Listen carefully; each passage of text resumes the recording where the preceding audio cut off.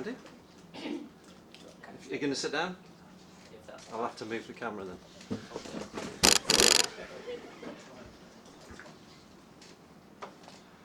This is my short film Coffee Run about a man who's suffering from a coffee addiction and experiences withdrawal symptoms throughout the film, and that affects his journey to get the end goal, which is a container of coffee which never deplenishes.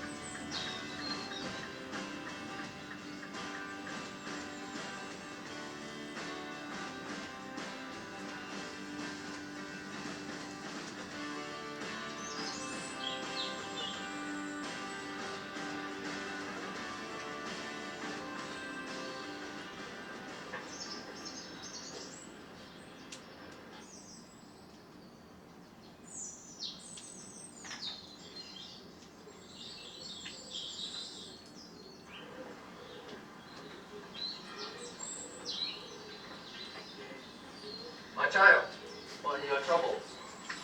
My troubles? Try and find money in there. Money problems, eh? Yeah.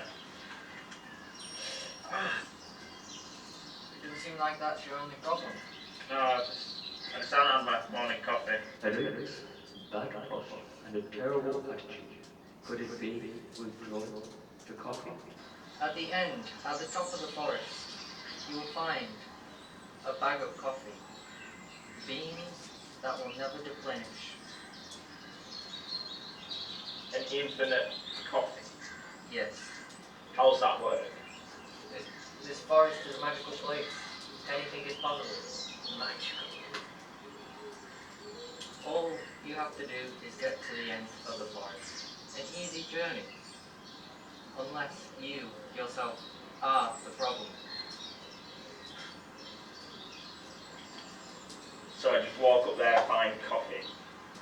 Keep it in mind for the future. It's all up to you. Where'd you even come from?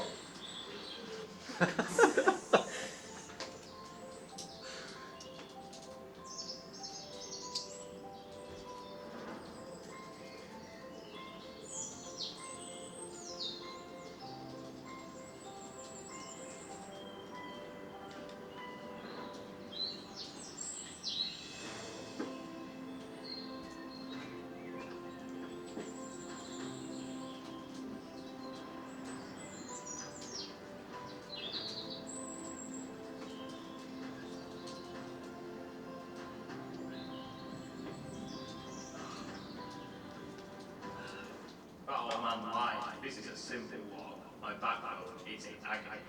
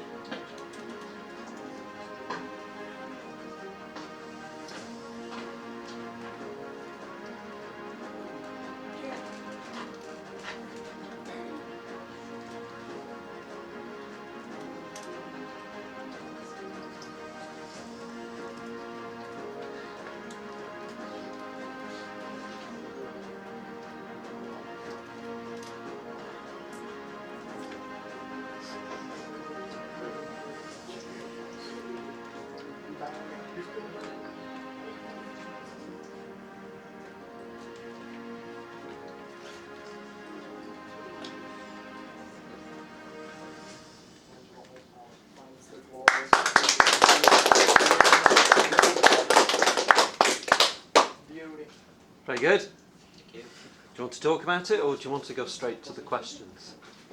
The questions will be fine. Okay, right, first of all, well done. It was a huge leap from Massa. Yep. And it was funny without trying to be funny. And I think you found a good balance there, which is really good. So who would you say is your intended audience for this project? I'd say like maybe 20s, maybe like a millennial age, because it's more of like a serious topic to a silly topic this time. So it could tend to people who have like experienced something like this, but maybe a different substance or something else like that. So you were working on subtext addiction, using coffee as the addiction, is that right? Yeah. Okay, do you want to talk about that, or what were you aiming to achieve with that? It kind of just like takes like replaces like what usually is like the cause of addiction, which is like drugs and alcohol, which kind of just for people who watch it could say like, oh, I've been through something like this and try like better themselves and stuff, or like see it and find inspiration within the character where he leaves the coffee at the end to try better himself. And what skills would you say that you developed between your previous project, Massa, and this one? Where I mean, obviously you've got some mixed media in there as well. I think the one I improved the most on is camera work and colour correction. Camera work I used to be very shaky, and there's still a bit of shake, but it's not as noticeable. With when you like stabilise it with Massa, it wouldn't really help, but with this one it helps a lot with it making the zoom in to the cliff not seem as shaky or janky with the hand to the left. And what creative decisions did you make? So in terms, what I would say is, why the rotoscoping, the stop motion animation? What were you aiming to achieve by introducing those elements into your film? I mean, they worked really well, but what was the thought process behind that? It was kind of like with my first FMP, you could see I tried doing stuff where he like not so much as hallucinates, but like ends up being kind of trippy during one of the scenes. I don't think I really did that very well with it had like an effect and that's about it, but other than that you can't really tell what's happening or what's going on. So to like really elevate it, I thought I should like up the ante with different types of media, like practice before and then implementing it through that with rotoscoping and then the stop motion. And how long does that take you?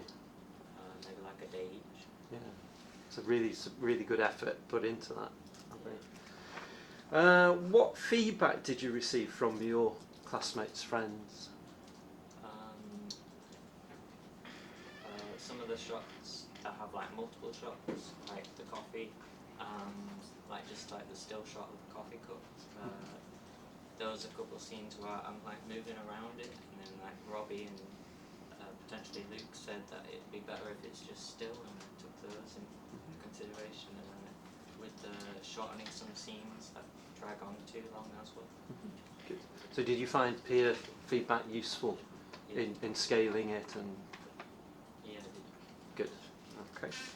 So if you were to now to let's say send this off to a festival, what changes do you think you would make in the first of all the promotion, but also the technical side of it? I restructured the whole scene with the wizard because Mhm. it's kind of just like one long still scene. Mhm. Where I don't think it really works like that. In terms of it was just one shot, wasn't it? It was just a Yeah. 2-shot. And if I had like not more time, but when we did it, it got really hot, and then the wig was like coming in my head. So redoing it so it's like maybe not as hot of a day, or there's a bit more shade where I'm filming, so I can get more shots and spend more time focusing on it. I'll get someone else to do it. All that. I've got to ask, where did you hide the mics? There is no mics. So is that all done as It ADR? was with the Rode mic on the camera. And that was just picked up from the camera, that Yeah. audio? Wow, okay. I mean, tuned it up. I was going to say, it's quite clear, isn't it? Yeah. I thought you had like hidden Rode mics on you. Okay, and finally, what would you improve if you were to redo this project? Like I said, with the Esmond scene Mhm. for the wizard, I'd restructure that, but also find a better location for the forest. Okay. Like I like that location; it looks very nice, but I feel like it's a bit short. It's meant to be a simple walk, but it's like I wanted it to be a bit more adventurous with like landscapes and stuff. So maybe looking into more locations and filling out more location recce's and doing more research on that. Good. Thank you very much.